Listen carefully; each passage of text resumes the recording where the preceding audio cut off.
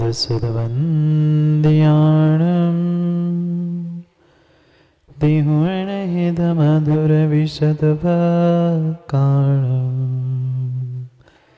अन्तातीतगुणाणम् नमो जिणाणं जिद्भवाणम्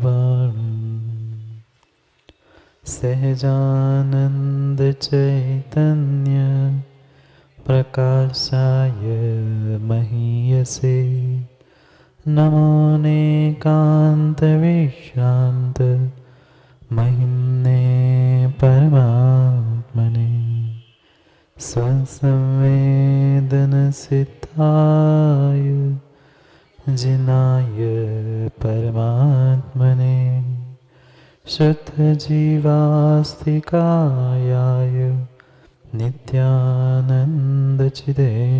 नमः। यन्ताणं नमो सिद्धाणं नमो वायरीयाणं नमो वत्सायाणं नमो लोय सवसानम्। अनंतनम परम सिद्ध भगवान की परम पूज्य आचार्य भगवान कुंद कुंद स्वामी की परम पूज्य आचार्य भगवान अमृतचंद्र स्वामी की परम पूज्य आचार्य भगवान जयसेन स्वामी की परम पूज्य आचार्य भगवान गुरुवर विशुद्ध सागर जी महाराज की अहिंसामय विश्व धर्म की अंतिम तीर्थ वर्धमान स्वामी के शासन में हम सभी राजते हैं और उनकी यह पावन पीयूष देशना हम सभी के लिए परम उपकारी है।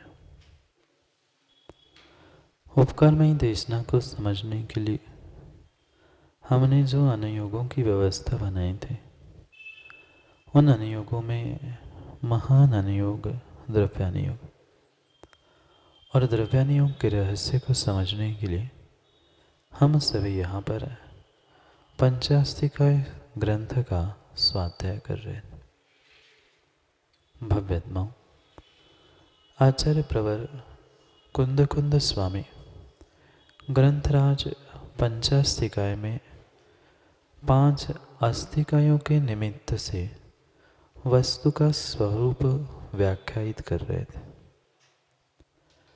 यहाँ वस्तु के स्वरूप को समझते समय हमने वस्तु के गुण पर्यायात्मक सामान्य विशेषात्मक स्वरूप को समझने का प्रयास प्रारंभ किया था। उन वस्तुओं में जहाँ अस्तित्व के साथ कायत्व प्राप्त था ऐसे उन वस्तुओं को द्रव्यों को आचार्य भगवान ने अस्तिकाय ऐसी संज्ञा प्रदान की थी।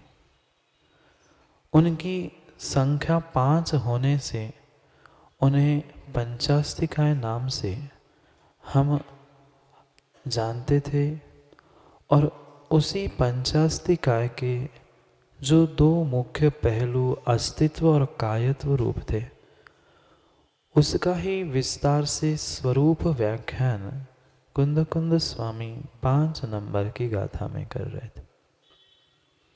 5 अस्तिकायों में से जो कायत्व और अस्तित्व 2 गुण थे उन 2 गुणों के स्वरूप को या अस्तित्व के और कायत्व के गुण पर्याय रूप परिणमन को हमारे सामने उद्घाटित कर रहे थे। कल अस्तित्व के विषय में हमने समझा था अस्तित्व भी 2 प्रकार से हमने समझा था, एक सामान्य और विशेष।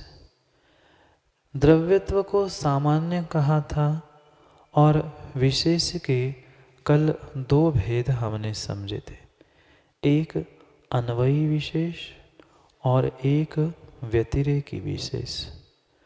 जो गुण थे सहभावी होने से, साथ साथ चलने से उनको अन्वयी कहा था।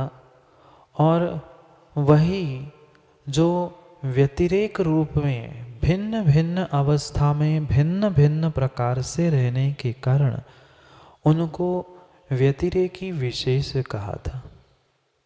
और इन व्यतिरेकी विशेष और अन्वयी विशेष, इन दोनों के मिलने से ही वास्तव में वह द्रव्य सामान्य की उत्पत्ति हुई थी।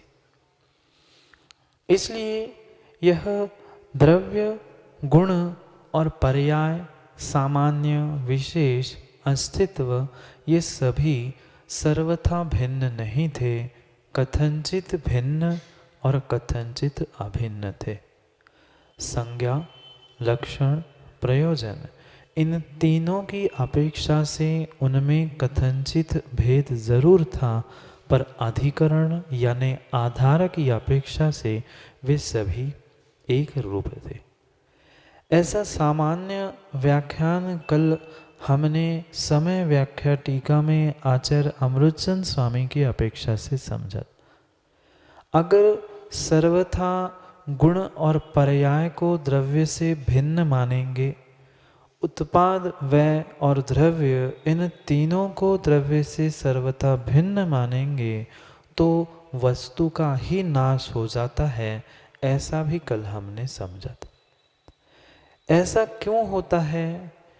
क्योंकि जब तक यह बोध नहीं है कि किसमें कैसा नाश हुआ और किसमें कैसा उत्पाद हुआ, तब तक उसके विषय में निर्णय करना संभव नहीं है। ये बहुत अच्छे से हमें समझने की आवश्यकता है कि जैसा द्रव्य का परिणमन था, उस द्रव्य के परिणमन को ही पर्याय कहा था। द्रव्य गुण, और जो द्रव्य के सभी पर्यायों में एक सा परिणमन करते हुए भी एक सा रहने वाला जो विशेष गुण था, वही गुण संज्ञा को प्राप्त था। और इन्हीं कारणों से जो द्रव्य में उत्पाद व्यय के निमित्त से जो विशेष अवस्थाएं थी, उत्पाद व्यय किसका? उत्पाद व्यय किसका? उत्पाद व्यय किसका? विशेष का। चाहे व्यतिरेकी विशेष हो, चाहे अन्वयी विशेष हो, यानी पर्याय रूप हो या गुण रूप हो, उन दोनों का परिणमन ही हमें समझना बहुत आवश्यक। जैसे कि कल हमने कहा था, किसी वस्तु का नाश हुआ। चंद्रेश जी, आपकी बाल्य अवस्था का नाश हुआ क्या? आपकी युवा अवस्था का नाश हुआ क्या? तो आप जो युवा थे वह नष्ट हो गए। आप युवा थे, आप युवा से नष्ट हो गए और प्रौढ़ बन गए, तो आपका पूरा नाश हो गया। क्या द्रव्य का नाश नहीं हुआ? कल भी हमने समझा था, पुनः समझते हैं। कई दिनों से एक ही दृष्टांत से हम समझने का प्रयास कर रहे थे। कौन बदला? उंगली रूपी द्रव्य भी बदला और सीधी रूपी पर्याय भी बदली। पर उंगली बदली थी, इसीलिए वह टेढ़ी पर्याय उत्पन्न हुई थी। इस सीधी उंगली का कथनचित चंद्रेश जी नाश नहीं हुआ। कथनचित कह रहा हूं, सीधी उंगली का, सीधी पर्याय का तो हम जानते हैं हुआ, पर सीधी उंगली का, मात्र उंगली का नहीं पूछ रहा हूं चंद्रेश जी, बहुत अच्छे से एक एक शब्द को सुनना। सीधी उंगली का नाश हुआ कि नहीं हुआ? स्वीकार करना पड़ेगा, नाश हुआ था। माँ आटे का नाश हुआ कि नहीं हुआ? सूखा आटा जो डिब्बे में रखने वाली पर्याय थी चूर्ण रूप, वही उसका नाश नहीं मानोगे तो रोटी किसकी बनी, रोटी कैसी बनी। पर फिर भी जो द्रव्य का नाश हुआ था वह किस प्रकार से द्रव्य का नाश हुआ था, बात समझ में आई। नाश किसका हुआ था, पर्याय का कि द्रव्य का, द्रव्य का सतीश भाई की पर्याय का। द्रव्य का नाश नहीं हुआ था, पक्का है, द्रव्य का नाश नहीं हुआ था। द्रव्य का नाश नहीं हुआ होता तो पर्याय उत्पन्न कहाँ से होती।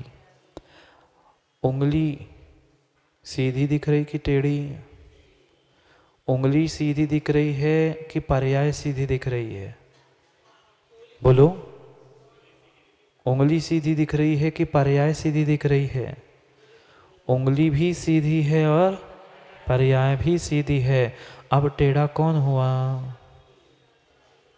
अब टेढ़ा कौन हुआ, उंगली की पर्याय। उंगली टेढ़ी नहीं मानोगे सतीश भैया तो पर्याय टेढ़ी उत्पन्न कैसे हुई। क्या सीधे उंगली का नाश नहीं हुआ, उंगली का नहीं पूछ रहा हूं, पुनः टेढ़ी सीधी, सीधी उंगली का नाश हुआ तभी टेढ़ी उंगली और उसकी टेढ़ी पर्याय उत्पन्न हुई। पर हमारा नाश निरन्वय नहीं है। कल मैंने कहा था एक शब्द हमें समझना है, निरन्वय और सावयव दोनों शब्द लिख लो फिर समझते हैं। निरन्वय या निरअवयव, निरन्वय या निरअवयव, निरअवयव या निरन्वय। भले ही ये सीधी उंगली टेढ़ी हुई थी पर उंगली पना गया था क्या,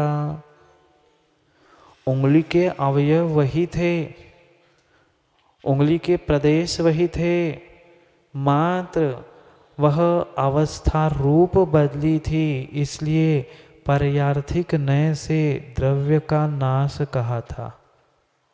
बहुत अच्छे से समझना, द्रव्यार्थिक नय से द्रव्य द्रव्य था पर पर्यार्थिक दृष्टि से पर्याय नष्ट नहीं हुई। पर्यार्थिक दृष्टि से पर्यार्थिक नय को भी द्रव्य में ही लगाना होगा और पर्यार्थिक नय यही कहेगा द्रव्य का नाश हुआ है। पर्याय की परिभाषा क्या है, किसका परिणमन, पर्याय का परिणमन। पर्याय का परिणमन नहीं है, द्रव्य विकारा पर्याया गुण विकारा पर्याया। द्रव्य और गुण का बदलाव, परिणमन, अवस्थान्तर होना, उसका ही नाम पर्याय है। तो इस अपेक्षा से क्या कथनचित द्रव्य का नाश नहीं हुआ, सतीश भैया आप बोलोगे क्या, हाँ द्रव्य का कथनचित नाश हुआ क्या, हुआ। पर कैसा नाश हुआ, निरअवयव नाश नहीं होता। जब भी नाश होगा कुछ ना कुछ उसमें अवयव शेष रहेगा, कुछ ना कुछ उसमें अन्वय शेष रहेगा। भले ही मति ज्ञान, श्रुत ज्ञान, केवल ज्ञान ये सभी पर्याय थी, पर सावयव रूप, एक अवयव रूप कौन था, ज्ञान, सामान्य ज्ञान। भले ही रोटी का लौंधा आपने बनाया, उसको बेल दिया, रोटी बन गई, इन सभी अवस्थाओं में पर्याय बदलते समय वह द्रव्य भी कथनचित बदली थी। मानते हो क्या, द्रव्य बदली थी, द्रव्य का नाश हुआ था। तो कैसा नाश हुआ था, सावयव, अवयव सहित नाश हुआ था। निरन्वय निरवय नाश नहीं होता। कुछ आया है समझ में, कुछ आ रहा है समझ में। मिट्टी सूखी खेत की, उसमें पानी डालकर लौंधा बना लिया, उसको चक्के पर रखकर घुमाते समय कुछ आकार दिया, मटका बन गया, मटका फूट गया। ये सभी उसी मिट्टी की ही पर्याय थी क्या, मिट्टी की पर्याय थी क्या? मिट्टी पर द्रव्य तो मिट्टी था। द्रव्य का मटका कहोगे कि सोने का मटका कहोगे? मिट्टी का ही कहोगे। मिट्टी मिटी कि मिट्टी नहीं मिटी? मिट्टी मिटती नहीं चंद्री जी, तो मटका बना कैसे? बहुत अच्छे से समझना, मिट्टी मिटती नहीं तो मटका बना कैसे? और माँ मिट्टी मिट ही जाती तो मटका बना कैसे? दोनों प्रश्न समझना, मिट्टी मिटती नहीं तो मटका बना कैसे, और मिट्टी मिट ही जाती तो मटका बना किससे?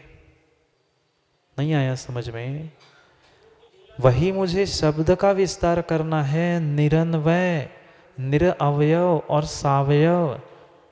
जो मिट्टी नष्ट हुई थी, मिटी थी, मात्र अपने मिट्टित्व, आटित्व, द्रव्यत्व को लेकर ही मिटी थी। उसने अपना वह मिट्टीपना, आटेपना, द्रव्यपना नहीं छोड़ा था, पर फिर भी कुछ छोड़ा था। फिर भी कुछ छोड़ा था। उंगली ने उंगलित्व नहीं छोड़ा। उंगली ने उंगलित्व नहीं छोड़ा। ये उंगली का उंगलीपना अवयव रूप था। इसलिए जो नाश हुआ है द्रव्य का, कौन से नय से? द्रव्य का नाश हुआ, पर्यार्थिक नय से द्रव्य का नाश हुआ था। तो वह नाश भी सावयव हुआ था, निरवयव और निरन्वय नहीं था। समझ में आया क्या? कुछ ना कुछ उसमें अवयव थे, कुछ ना कुछ उसमें अन्वय था। ऐसा होता ही नहीं है। जीव मरा नहीं क्या? जीव मरता नहीं है क्या? मरता है पर्यार्थिक दृष्टि से। अगर ऐसा मानेंगे ही नहीं सर्वथा कि जीव नहीं मरता, तो चार गतियों में परिणमन परिभ्रमण कैसे घटित होगा? मरा तो था उस पर्याय की अपेक्षा से, पर अवयव रूप ज्ञान दर्शन, अवयव रूप ज्ञान दर्शन सतत था। अन्वय रूप उसमें गुण था। उस अन्वय विशेष गुण की अपेक्षा से उसे सावयव कहा जाता है। निरन्वय, निरअवयव नहीं है। अब समझ में आया क्या? ये सावयव, निरवयव आदि कायत्व में भी हमें घटित करना है, इसलिए इसको समझना बहुत आवश्यक था। समझ में आया कि और दृष्टांत समझने हैं? दृष्टांत अनेक हो सकते हैं, पर दृष्टांत को हमें समझना है। द्रव्य बदला था कि नहीं बदला था? आज तक यही जीवों में भ्रम था कि मात्र पर्याय बदलती है, द्रव्य नहीं बदलता। ऐसा इस कारण से हुआ था क्योंकि हमने द्रव्यार्थिक नय द्रव्य में लगाया था और पर्यार्थिक नय पर्याय में लगाया था। जबकि द्रव्यार्थिक पर्यार्थिक दोनों नय हमें द्रव्य में और दोनों नय पर्याय में एक साथ लगाने होंगे। क्या पर्याय द्रव्य नहीं है? पर्याय सतीश भाई द्रव्य नहीं है? नहीं है? अभी हाँ कहोगे। जब द्रव्य नष्ट हो सकता है तो पर्याय द्रव्य नहीं रह सकती। नय लगाओ ना। पर्याय में जब द्रव्यार्थिक नय से कथन होगा तो वो पर्याय भी द्रव्य है, द्रव्य की अपेक्षा से, द्रव्यार्थिक नय की अपेक्षा से। द्रव्य की पर्याय, दोनों बातों को समझना। कुछ ना कुछ पर्याय होगी, इस अपेक्षा से भी पर्याय द्रव्य है, और जिस पर्याय में है वह पर्याय जीव की अपेक्षा से द्रव्य है कि नहीं? जैसे हम पर्याय को, द्रव्य को, जैसे हम द्रव्य को पर्यार्थिक नय की अपेक्षा से नष्ट होना मान रहे हैं, ऐसे ही पर्याय को द्रव्यार्थिक नय की अपेक्षा से द्रव्य मान सकते हैं क्या? नहीं आया समझ में क्या? वही है। चंद्री जी कुछ आ रहा है समझ में? कल कह रहे थे महाराज जी वह प्राइमरी के बच्चों को आप एमए की क्लास पढ़ाने बैठ गए, कैसे समझ में आए? कब तक कठिन है कठिन है कठिन है करके कब तक पढ़ना छोड़ दोगे? बच्चों की क्लास खूब पढ़ ली, पर उससे आगे कब बढ़ेंगे? क्या ऐसा ही फंडामेंटल से? तो मैं तो सब तो बता रहा हूँ, इसलिए निरन्वय द्रव्य गुण पर्याय ये कुछ इसमें थोड़ी नहीं लिखा है। पर ऐसा ही कहता रहेगा तो माँ कभी बालक रोटी खाना बाटी खाना सीख पाएगा? माँ तो यही कहती नहीं, अभी बच्चा है दूध पिलाओ दूध पिलाओ दूध पिलाओ। दूध पीने से काम मात्र नहीं होगा, उसे कभी ना कभी तो हिम्मत करके खिलाना पड़ेगा। खिलाना इतना बड़ा ज्ञान मिल रहा है, ठीक है समझ रहे, 50% घुस रहा हो, पर जा तो रहा है। अगर कठिन है, नहीं पचा सकते, नहीं समझ सकते मानेंगे तो जिंदगी में कभी ऐसे ग्रंथों को हम पढ़ ही नहीं सकते। ऐसे भी बहुत सारे जीव है, कुंद कुंद स्वामी का बहुत कठिन होता है, हम तो भाई तुम्हारा विषय नहीं, हमें पुरुषार्थ भी करना पड़ेगा, कभी ना कभी समझने का समय आया है, समझो। इसलिए छोटी सी छोटी बातों को लेकर ग्रंथ में तो टीका में लिखा है, फटाफट 1 घंटे में एक टीका होने में इतना काफ़ी समय है, पर इतना सारा व्याख्यान करने के पीछे, इतने सारे दृष्टांत समझाने के पीछे यही है जो विस्तार रुचि वाले बालबोध शिष्य है उनको भी समझ में आना चाहिए। समझ में आया? पर्याय द्रव्य है, पर्याय द्रव्य है। अभी तो ऐसा हो रहा था, कथनचित है, नए की अपेक्षा से है। नए जहाँ जैसा लगाना है वैसा लगाना आना चाहिए। इसलिए चंद्री जी ये समझना बहुत आवश्यक है। आज निर्ग्रंथ गुरु से नहीं समझोगे तो आप जैसे वस्त्रधारी घुमाने के लिए कम नहीं है। मैं आप ही की कह रहा हूँ, आप कम थोड़ी हो। जितना समझ में आया उतना बहुत सुंदर चिकनी चुपड़ी बातों में कह के चले गए। इनको लग गया हाँ बहुत अच्छे पंडित जी, ये सब बहुत छोटी छोटी सामान्य बातें कहते, पर वास्तविकता को तो तुम्हारे से अलग करके रखा है। इसलिए स्वयं को निर्णय करना है। पढ़ते हैं अगले पैराग्राफ को। आचार्य अमृतचंद स्वामी समय व्याख्या में क्या कहते? गाथा नंबर 5, समय व्याख्या, आचार्य भगवंत अमृतचंद स्वामी। कायत्व संभव प्रकार त्वय मुपदिश्यते। कायत्व किस प्रकार से संभव है उसको यहाँ पर उपदिश्यते, उसका यहाँ पर उपदेश करते। मिल गया दूसरा पैराग्राफ। कायत्व, पहले पैराग्राफ में अस्तित्व कैसे संभव है, अस्तित्व का स्वरूप किस प्रकार से संभव है, गुण पर्यायात्मक। विषय क्या चल रहा है? अस्तित्व है, कायत्व है, ये तो निर्णय तीसरे चौथे गाथा में हो गया। अब उन अस्तित्व और कायत्व में वह गुण पर्याय कैसे घटित करना है वह विषय चल रहा है।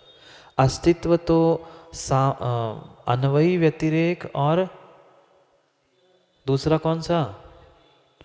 अन्वयी विशेष और व्यतिरेकी विशेष, इन दोनों की अपेक्षा से वह विशेष और सामान्यात्मक अस्तित्व गुण पर्याय से युक्त हमने समझा। अब कायत्व को घटित करके समझा रहे हैं।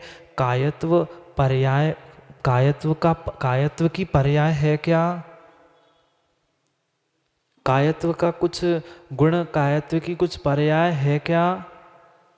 कैसी पर्याय मानेंगे? काय ये नहीं काय, अस्ति कायों का जो कायत्व बहुप्रदेशीपना कहा है, वह बहुप्रदेशीपना उसका गुण है कि उसकी पर्याय है? प्रश्न समझ में आया?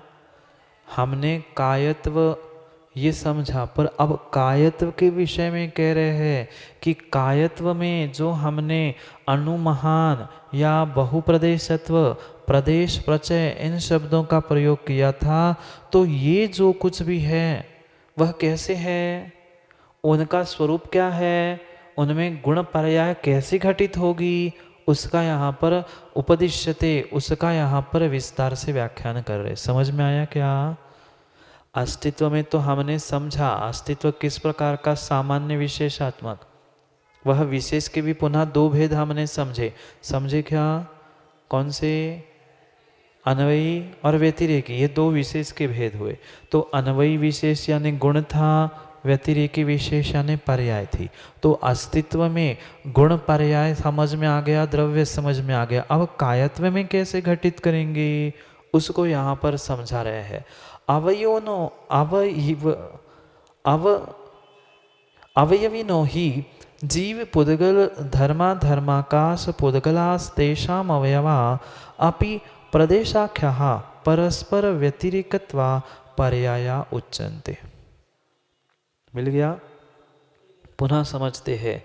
अवयविनो ही जीव पुद्गल धर्म अधर्म आकाश पदार्थः तेषाम् अवयवा अपि प्रदेशाख्यः परस्पर व्यतिरेकित्वात् पर्याया उच्यते।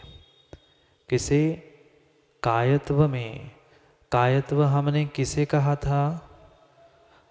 कायत्व यानी बहुप्रदेशी, अनुमहान या प्रदेश प्रचय। तो बहुप्रदेशी का मतलब क्या होता है? बहुप्रदेशी का मतलब जिसमें बहुत सारे प्रदेश है वह बहुप्रदेशी है। बहु मतलब ऐसी बड़ा नहीं, बहुत सारे संख्या में जो अधिक है, ऐसे बहुप्रदेशी का। तो उन प्रदेशों को क्या हम अवयव कह सकते हैं क्या? बहुत अच्छे से समझना। हमारे हाथ, हमारे पैर, हमारी उंगली, हमारा सर, हमारी आँख, हमारी कान, हमारे नाक, ये हमारे अवयव है क्या? शरीर के अवयव है क्या? ये शरीर के जैसे अवयव है, ऐसे ही प्रत्येक द्रव्य के जो बहुप्रदेश है वह उसके अवयव है क्या? अवयव का मतलब ये हाथ पैर ऐसे नहीं। अवयव अभी अभी इसलिए समझा, अवयव उसमें उसका कुछ अंश है। जो द्रव्य बना है किससे बना है? ये पेन बना है, क्या अखंड ऐसा ही बना है क्या? नहीं है, इसके छोटे छोटे अवयव है, छोटे छोटे पार्ट्स है। ये तो अलग करने वाले अलग, पर ऐसे सूक्ष्म छोटे छोटे परमाणु रूप पार्ट्स है क्या? पुद्गल है इसलिए हम परमाणु कह दे। जीव के, धर्म अधर्म के, उस परमाणु के निमित्त से जो हमने सबसे छोटा प्रदेश ऐसा उसको संज्ञा से इंगित किया था, वे उसके अवयव है कि नहीं? नहीं आया समझ में? रोटी के अवयव कौन से? आटा। जो आटे के छोटे छोटे पार्टिकल्स थे, कण थे, वे ही रोटी के अवयव थे। समझ में आया? अब ऐसे प्रत्येक द्रव्य के प्रदेश उसके अवयव हो गए, और उस अवयवों से बना हुआ अवयवी, ये उंगली दिख रही क्या? किसकी है? ये उंगली किसकी है? अरे जो दिखा रहा, ये उंगली किसकी है पंडित जी? किसकी? शरीर की, पर किसके शरीर की?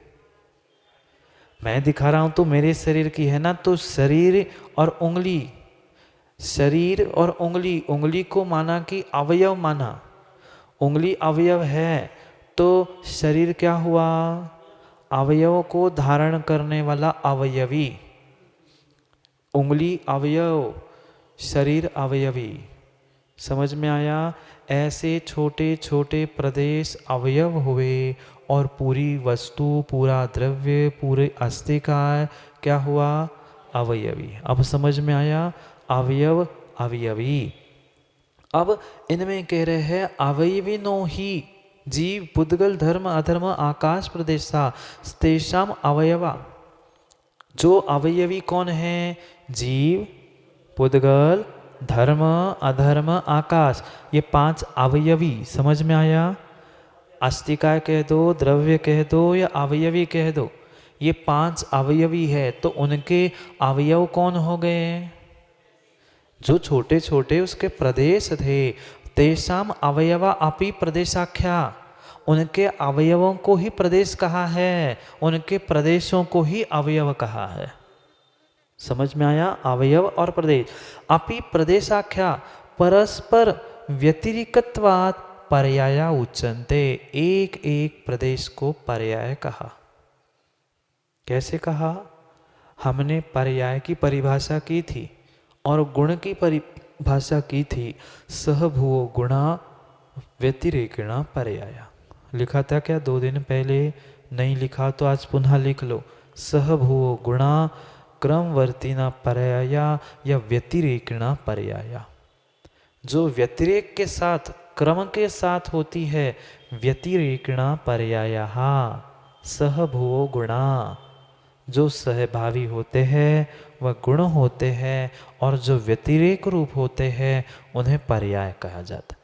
तो जो एक एक प्रदेश है वह आपस में व्यतिरेकी है क्या, भिन्न भिन्न है क्या? चंद्री जी, ये उंगली है क्या आपके पास? ये उंगली है क्या आपके पास? ये उंगली और वो उंगली एक है क्या? नहीं है। तो ये उंगली वो उंगली एक नहीं है। तो ये उंगली सतीश भाई और ये उंगली दोनों तो मेरी है ना, दोनों मेरे ही शरीर के अवयव है, पर दोनों एक है क्या? ये तो फिर भी 2 हाथ की हो गई। ये उंगली और ये उंगली मेरे शरीर का अवयव है ना। मेरे ही शरीर का अवयव होने पर भी दोनों एक दूसरे से व्यतिरिक्त रूप है, कथनचित भिन्न भिन्न रूप है क्या? जो रोटी बनी थी, रोटी का जो आटे के छोटे छोटे कण थे वे आपस में परस्पर में भिन्न भिन्न थे क्या? व्यतिरेक रूप थे क्या? एक के बाद एक क्रम से आने वाले थे क्या? 1 2 3 4 5 6 7 8 9 10 ये क्रम से हुए कि नहीं अवयव? क्रमवर्ती हुए, व्यतिरेकी हुए। इसलिए इन अवयवों को कथनचित पर्याय नहीं कहा जा सकता। पर्याय की परिभाषा ही हमने पहले की थी। व्यतिरेक का पर्याय, जो व्यतिरेकी रूप होते हैं, क्रमवर्ती रूप होते हैं, उनको ही पर्याय कहा जाता है। तो शरीर की पर्याय उंगली, शरीर की पर्याय कान। समझने का प्रयास करना। समझ में आ रहा है? शरीर का, शरीर स्वयं ही पर्याय है, ये तो मानते हो क्या? शरीर स्वयं में पर्याय है, ये मानते हो क्या? किसकी पर्याय है? किसकी पर्याय है? जीव द्रव्य की पर्याय है। विभाव पर्याय है, पर पर्याय है। तो पर्याय और पर्यायी, पर्यायी कौन? पर्यायी आत्मा। पर्यायी आत्मा और पर्याय शरीर, पूरे शरीर को ले रहे, अभी अवयवों की बात नहीं चल रही। तो ये पूरा शरीर पर्याय हमने क्यों माना? क्योंकि कथनचित पर्यायी से, कथनचित कथनचित बहुत अच्छे से ध्यान रखना, सर्वथा नहीं है भिन्न। कथनचित जीव से ये पर्याय कथनचित भिन्न है क्या? कथनचित व्यतिरेकी है क्या? तो इसको हमने इसीलिए तो पर्याय कहा। इसी पर्याय का नाश होके ये जीव देव को प्राप्त कर रहा है, देव गति को, तो देव पर्याय हो गई क्या? देव पर्याय हो गई ना। तो उसे पर्याय क्यों कहा? क्योंकि द्रव्य से कथनचित व्यतिरेक रूप क्रमवर्ती होने से उसे पर्याय कहा था। ऐसे ही शरीर के ये भिन्न भिन्न अवयव है। कान मतलब ये उंगली है क्या? नाक मतलब आँख है क्या? तो परस्पर में व्यतिरेकी रूप होने से आँख भी शरीर की पर्याय है, नाक भी शरीर की पर्याय है, उंगली भी शरीर की पर्याय है। ये उंगली, ये उंगली, ये उंगली सभी अपने आप में शरीर की अपेक्षा से पर्याय रूप है, अवयव रूप है। वही अवयव को ही पर्याय कह रहे हैं। क्यों कह रहे हैं? क्योंकि वे परस्पर में व्यतिरेकी रूप है। समझ में आया? समझ में आया? एक एक प्रदेश एक दूसरे से भिन्न है कि नहीं? पूर्ण रूप से एक दूसरे से भिन्न होने से और उन्हीं से द्रव्य निष्पन्न होने से उनको पर्याय कह रहे हैं। अवयवी से, अवयवों से ही अवयवी बना। पुनः समझना, अवयवों से अवयवी बना, अवयवों से अवयवी बना। समझ में आया? पर्याय से ही द्रव्य उत्पन्न हुआ। पुनः दृष्टांत, मनोज से ही चंद्रेश पंडित जी पिता बने, बेटे से ही माँ ने जन्म लिया। बहुत इस विषय पर खूब चर्चा कर चुके हैं, पुनः विस्तार नहीं करना है। उन विस्तार से चर्चा किए विषय को समझना। समझ में आया क्या? बेटे ने माँ को जन्म दिया, पर्याय ने द्रव्य को उत्पन्न किया, अवयवी से अवयवों से अवयवी उत्पन्न हुआ। समझ में आया? यही बात कह रहे हैं। एक एक परदेश जिसे अवयव कहा, उस अवयवों से अवयवी यानी द्रव्य की उत्पत्ति हुई थी कथनचित, और उसी अपेक्षा से वे परस्पर में भिन्न भी होने से, व्यतिरूक रूप होने से उनको पर्याय कहा। कायत्व, बहुप्रदेशत्व, तो बहु प्रदेश, जो बहुत सारे प्रदेश थे वे व्यतिरेकी होने से उसको ही पर्याय कहा। समझ में आया? परस्पर व्यतिरेकत्वात् पर्याया उच्यन्ते, उनको ही पर्याय कहा। कायत्व की अपेक्षा से, अस्तित्व की अपेक्षा से पर्याय किसे कहा? कल पढ़ा था। अस्तित्व की अपेक्षा से पर्याय किसे कहा? उस अस्तित्व का ही कथनचित जो अन्वयी या व्यतिरेकी परिणमन था, बदलाव था, उसको ही हमने क्या कहा? पर्याय कहा। प्रत्येक स्थान पर परिभाषा भिन्न भिन्न होती है, थोड़ी थोड़ी सी। वही पर्याय जब अस्तित्व की अपेक्षा से समझेंगे तो वह परिणमन रूप होगी, और कायत्व की अपेक्षा से समझेंगे तो वह व्यतिरेकी होगी। समझ में आया क्या? एक ही वस्तु को कोई महाराष्ट्र में कुछ कहता है, कर्नाटक में और कुछ कहता है, और नीचे जाओ तो और कुछ कहता है, अपने बुंदेलखंड में और ही कुछ कहता है। तो वस्तु बदली क्या? नहीं बदली। वस्तु को प्रदर्शित करने की उनके शब्दों में अंतर है। ऐसे ही जैसे भले ही रोटी सब जगह रोटी ही बनती है, पर रोटी रोटी बनाने में अंतर है क्या? देश विदेश की बात नहीं कर रहा हूँ, एक भी घर में रहने वाली दो माँ एक सी रोटी बना सकते हैं क्या? दोनों के रोटी का स्वाद एक सा आ सकता है क्या? नहीं आता है। एक भले ही एक आटे की हो, भले ही पानी एक ही कुएं का हो, भले ही पाटा तवा अग्नि सब कुछ एक हो, पर दो माँ भिन्न भिन्न हैं, तो दोनों के हाथ की रोटी में स्वाद सतीश भाई अंतर आएगा कि नहीं आएगा? आएगा। यही तो अनुभव का विषय है। और जब तक ये ज्ञान अनुभव एक साथ नहीं आएगा तब तक तत्व का निर्णय नहीं होगा।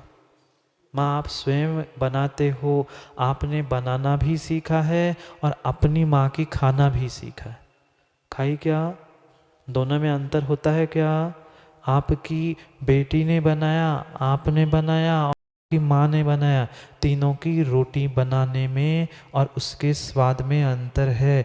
ना गेहूं में अंतर, ना आटे में अंतर, किसी में भी अंतर नहीं, पर फिर भी स्वाद में अंतर होता है। मैं समझाना इतना ही चाहता हूँ, जैसे बनाने वाले की अपेक्षा से स्वाद में अंतर आता है, ऐसे कथन की अपेक्षा से शब्दों की व्याख्या में अंतर आता है। पर्याय वही है, शब्द भी वही है, पर अस्तित्व की अपेक्षा से कुछ और कथन होगा और कायत्व की अपेक्षा से कुछ और भिन्न कथन होगा, पर वस्तु रोटी है, उसका लक्ष्य पेट ही भरना है। माँ की रोटी खा लो, अपने हाथ की खा लो या बेटी की बनाई रोटी, उसका अंतिम लक्ष्य क्या है? पेट ही भरना, पर फिर भी स्वाद में अंतर था। ऐसे निर्णय तत्वों का ही करना है, पर फिर भी तत्वों के निर्णय के लिए हमें स्थान स्थान पर उसकी परिभाषा भिन्न भिन्न रूप से समझनी होगी। समझ में आया क्या? अस्तित्व में जब पर्याय की व्याख्या होगी, वह पर्याय की व्याख्या होगी तो वह परिणमन रूप होगी। कथनचित अस्तित्व का बदलना ही पर्याय है, कथनचित गुणों का बदलना ही पर्याय है, ऐसा अस्तित्व का स्वरूप समझते हुए अमृतचंद स्वामी ने कहा। अब कायत्व का स्वरूप कहते हुए कह रहे हैं, जो छोटे छोटे अवयव है वे एक दूसरे से व्यतिरेक होने से, एक के बाद एक स्थान को ग्रहण करने से उनको ही कथनचित पर्याय कहा है। तेषां तै सहानन्यत्वे कायत्व सिद्धि रूप पत्तिमति, हाँ, सिद्धि रूप पत्तिमति। क्या कहा? तेषां तै सहानन्यत्वे, कैसे है? वे जो प्रदेश है, तेषां यानी उसमें, किसमें? कायत्व में। जो कायत्व हमने जिसे बहुप्रदेशी माना था, उस तेषां तै सहान अन्यत्वे कायत्व सिद्धि रूप पत्तिम इति। क्या? कायत्व की सिद्धि किसमें? पर्याय रूप या गुण पर्याय रूप कायत्व की सिद्धि इसी प्रकार से होती है। किस प्रकार से? व्यतिरेक अवयवों का परस्पर में व्यतिरेक होने से उन्हीं में तई वह सहानन्यत्वे, उसमें एक साथ रहने से कायत्व की सिद्धि होती है। कौन सहानन्वस्ते? प्रदेश। प्रदेश कहाँ रहते हैं? प्रदेश अस्तित्व को छोड़ के है क्या? प्रदेश द्रव्य को छोड़ के है क्या? नहीं है। वह प्रदेश उसी में मतलब किसी में, कायत्व में भी, अस्तित्व में भी, पर्याय में भी, गुण में भी वही प्रदेश होने से वहाँ कायत्व सिद्धि रूप इस प्रकार से यहाँ समझा है। समझ में आया? जो पहला वाक्य समझ में आया क्या? क्या? प्रदेश नाम से जिसे हमने अवयव माना था, वह अवयव अवयवी की अपेक्षा से परस्पर व्यतिरेक वाले होने से उनको ही पर्याय कहा। फिर कह रहे हैं, उनके साथ उन पदार्थों का अनन्यपना है। किनके साथ? प्रदेशों के साथ। प्रदेशों के साथ या पर्यायों के साथ। प्रदेश को अभी हमने क्या कहा? अवयव और पर्याय कहा। तो उन प्रदेशों का, अवयवों का, पर्यायों का पदार्थ के साथ क्या है? अनन्यपना होने से कायत्व की सिद्धि घटित होती है। नहीं आया समझ में? कायत्व किसे कहा? कायत्व किसे कहा? जो बहुप्रदेशी होता है उसे कायत्व कहते हैं। तो जो कायत्व है, उस कायत्व का और पर्यायों का अन्यपना है कि अनन्यपना है? भिन्नपना है कि अभिन्नपना है? अभिन्नपना है। किसका? कायत्व, पदार्थ और प्रदेश, इन तीनों का अनन्यपना है। और इस अनन्यपना के कारण ही उन पर्यायों से युक्त पदार्थों में कायत्व घटित होता है। सिद्धि किसके कर रहे हैं? कायत्व की। द्रव्य में तो कायत्व घटित हो गया था, अब पर्याय की अपेक्षा से कायत्व घटित कर रहे हैं। पर्याय और कायत्व चंद्री जी भिन्न है कि अभिन्न है? प्रश्न समझ में आया?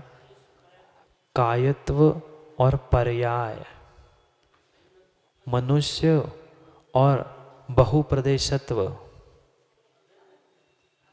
मनुष्यत्व और बहुप्रदेशत्व उसी जीव में है सतीश भैया, कि दोनों भिन्न भिन्न हैं? उसी जीव में है। ये तो बाहर का दृष्टांत हमने पर्याय और गुण को कह दिया। ऐसे ही जीव के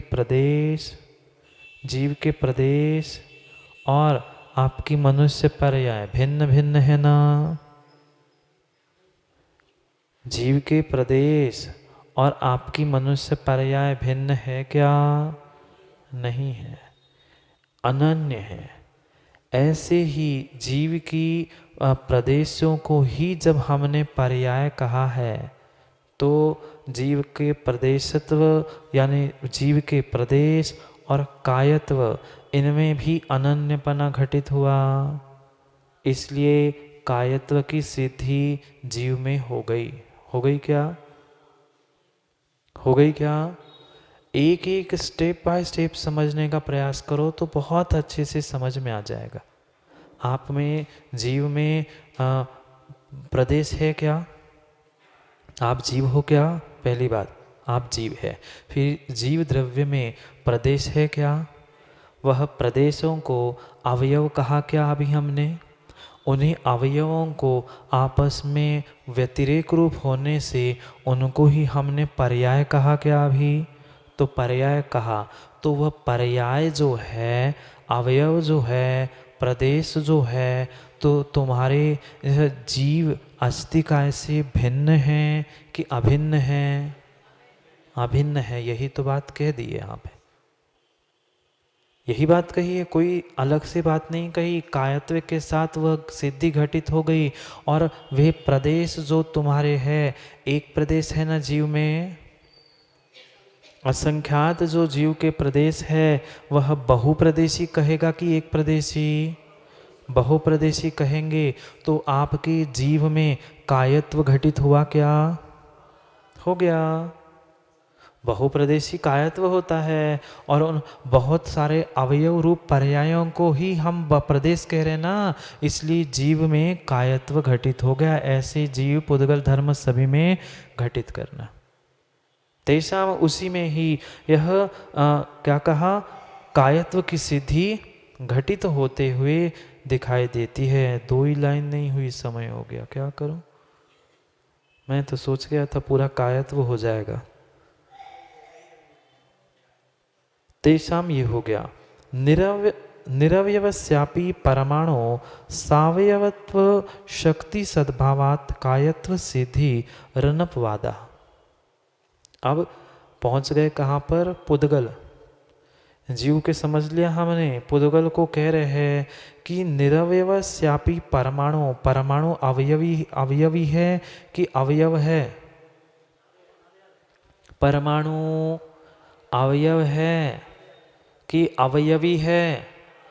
अवयव है। तो स्वयं में वह उस अवयव के कोई अवयव है क्या? अवयव के कुछ अवयव है क्या? परमाणु का कोई परमाणु भाग है क्या? नहीं है। तो उसे हम निरवयव कह सकते हैं क्या? अवयव जो है वह निरवयव है।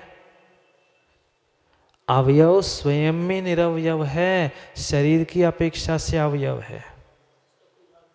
समझ में आया?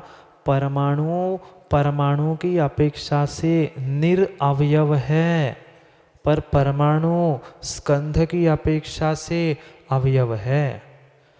द्रव्य के प्रदेश स्वयं की अपेक्षा से निरवयव है, स्वयं की अपेक्षा से, क्योंकि उसके कोई अवयव नहीं है प्रदेश के, इसलिए स्वयं की अपेक्षा से निरवयवी है, पर द्रव्य की अपेक्षा से अवयव है। समझ में आया अंतर? ऐसे पुद्गल परमाणु निरवयवी होने से, स्वयं की अपेक्षा से निरवयवी होने से सावयत्व, उसको अवयव क्यों कह रहे हैं? क्योंकि शक्ति सद्भावात, पुद्गल परमाणु में कायत्व कैसे घटित किया? शक्ति की अपेक्षा से, स्पंद बनने की शक्ति की अपेक्षा से ही कहा। तो उसी को अन्य भाषा में कह रहे हैं कि वह स्वयं में निरवयवी, पुद्गल परमाणु होने पर भी अवयव रूप होने की शक्ति होने से उसको क्या कहा? कायत्व सिद्धि ही अनपवादा, उसमें कोई बात नहीं करने की आवश्यकता है, कायत्व की सिद्धि अपने आप हो जाएगी। किसमें? उस निरवयव रूप पुद्गल परमाणु में। पुनः आगे कहते हैं न चैवम तथा शंकम, उसमें कोई भी शंका करने की आवश्यकता नहीं है। पुद्गल दन्येषां मूर्तत्वाद विभाज्यानाम सावयवत्व कल्पन मन्यायव। मिल गया? ये समझ में आया? न च एव तदा शंक्यम, ऐसी शंका करने की आवश्यकता नहीं है क्योंकि शक्ति से का। आगे कहते हैं पुद्गलात् अन्येषां मूर्तत्वाद अविभाज्यानाम सावयवत्व कल्पनम अन्यायम। तो जो पुद्गल है, पुद्गल द्रव्य अन्येषां अमूर्तत्वाद, पुद्गल द्रव्य से अन्य कैसे है? पुद्गल द्रव्य मूर्तिक क्या अमूर्तिक? पुद्गल द्रव्य मूर्तिक, और उसको छोड़कर शेष द्रव्य अमूर्तिक। पुद्गल अन्येषां अमूर्तत्वाद, पुद्गल से अन्य सभी कैसे है? अमूर्तत्वाद।